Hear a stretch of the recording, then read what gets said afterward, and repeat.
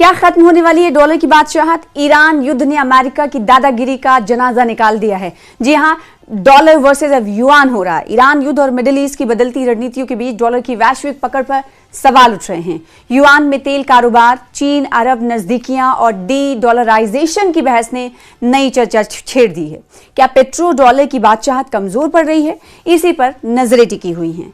Iran युद्ध ने America की सुपर पावर वाली इमेज को मिट्टी में मिला दिया है, ये हम सब जानते हैं। मिट्टी में ना मिलाने को सही अगर ठहराते हैं आप, तो आप इतना तो कह सकते हैं कि अमेरिका की साख पर सवाल खड़ा हो गया है। मिडिल ईस्ट के देश धीरे धीरे अपनी सुरक्षा के लिए अमेरिका पर से निर्भरता हटा रहे हैं और नए मिलिट्री अलायंसेस बना रहे हैं।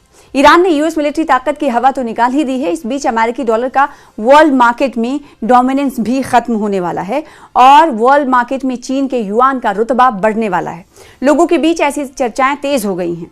ईरान का तेल पहले ही युआन में बिक रहा है। ईरान की मांग पर भारत ने भी डॉलर की बजाय ईरान से युआन में भी तेल खरीदने पर सहमति जताई है, यानी भारत भी इसका साथ दे रहा है। और भारत की तेल कंपनियों ने पिछले दिनों ईरान को युआन में ही पेमेंट किया। सऊदी अरब पहले ही चीन के साथ अपनी नजदीकियां बढ़ा चुका है। चीन के साथ सऊदी ने 50 अरब डॉलर के इन्वेस्टमेंट के समझौते किए हैं। वहीं यूनाइटेड अरब अमीरात यानी यूएई ने भी अमेरिका को सीधी धमकी दी है कि अगर उसकी शर्तों को नहीं माना गया तो तेल का कारोबार डॉलर की बजाय चीनी युआन में करना शुरू कर देगा। इतना ही नहीं, यूएई ने चीन के साथ एक ही दिन में $100 बिलियन की 24 डील करके अमेरिका और डॉलर की सुप्रीमेसी में एक कील ठोक दी है।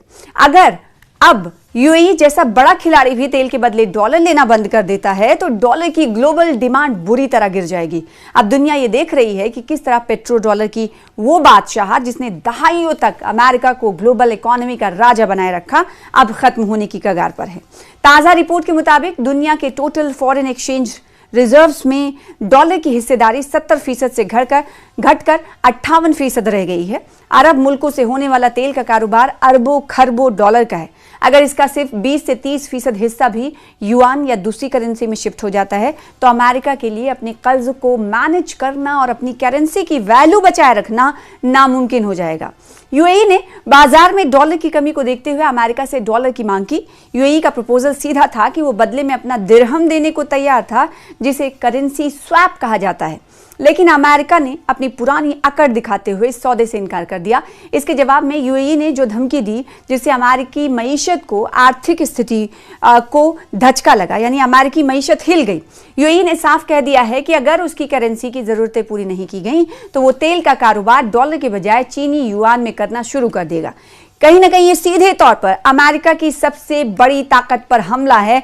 तो इस माना जा सकता है कि अरब अब जो गल्फ कंट्रीज हैं वो भी कहीं ना कहीं अमेरिका को आंख दिखाते हुए नजर आ रहे हैं। और इससे सबसे मौजूदा जो एग्जाम्पल है वो ईरान से हुआ युद्ध है। हालांकि आज तक 22 अप्रैल को जो डेडलाइन थी सीज फायर की वो खत्म होने वाली है, लेकिन अभी आगे की बातचीत के हवाले से कोई पेशरफ्त होते हुए नहीं दिखाई दे रही है। पहले ये हुआ कि दूसरे दौर की बातचीत जो पीस टॉक है वो इस्लामाबाद में होगी और इसके लिए अमेरिका की तरफ से अपना वफ्द डेलीगेशन कौन कौन आने वाला है उसको लेकर जानकारी दी गई। तो दूसरी तरफ ईरान ने कुछ बिंदुओं पर सहमति नहीं होने की वजह से अपने डेलीगेशन को भेजने से इनकार कर दिया। ऐसे में दूसरी दौर की वार्ता जो थी वो ठंडे बस्ते में पड़ती हुई नजर आई। अब कब बात होगी, कब ये पेशरफ्त होगी, इसके हवाले से कुछ नहीं कहा जा सकता। कौन सा तारीख मुकर्रर होगा? क्या ये माना जाए कि कल 22 के बाद जब सूरज निकलेगा तो फिर से सीज फायर की खिलाफ वर्जी उल्लंघन किया जाने लगेगा, यानी अमेरिका की तरफ से वार किया जाएगा और ईरान की तरफ से पलटवार किया जाएगा? क्या ऐसा होगा, या फिर अंदर खाने बहुत कुछ चल रहा है जो बाहर निकल आना बाकी है? या फिर ये कहा जाए कि ईरान इस वक्त अपने इरादे पर मौजूद है, अपने अज़्म पर कायम है कि वो अमेरिका को अपनी शर्तों को मनवा लेगा, तभी बातचीत की राह हमवार होगी, यानी तभी हम बातचीत करेंगे जब आप इन मुद्दों पर, इन शर्तों पर कायम रहेंगे। ऐसे में कोई अभी राह नहीं दिखाई देती दोनों के दरमियान बातचीत की। लेकिन इस बीच अमेरिका की साख को बड़ा धचका तो लगा ही है और साथ ही साथ डॉलर की बादशाहत जो बरकरार रहने वाली थी, सदियों तक, दशकों तक बरकरार रही थी, वो कहीं ना कहीं चोट खाती हुई दिखाई दे रही है। और ईरान युद्ध ने अमेरिकी दादागिरी को कहीं ना कहीं चकनाचूर भी कर दिया है। वो इसलिए क्योंकि पिछले दिनों हमने देखा कि कुछ कुछ कारोबार कुछ हद तक वर्ल्ड लेवल पर युआन में होते हुए आए, यानी चीनी करेंसी में होते हुए आए, तो कहीं ना कहीं अमेरिका की बादशाहत को एक करारा झटका है, क्योंकि अब तक जो मार्केटिंग ग्लोबल सतह पर होती रही है वो डॉलर पर होती रही है, और ऐसे में अमेरिका और ईरान के बीच युद्ध से जो शेयर बाजार है या फिर खरीदो फरोख्त है वो युआन पर होने लगी। तो ये कहीं ना कहीं बहुत बड़ी रणनीति है, और रणनीतियों के बीच डॉलर की वैश्विक पकड़ पर सवाल उठा।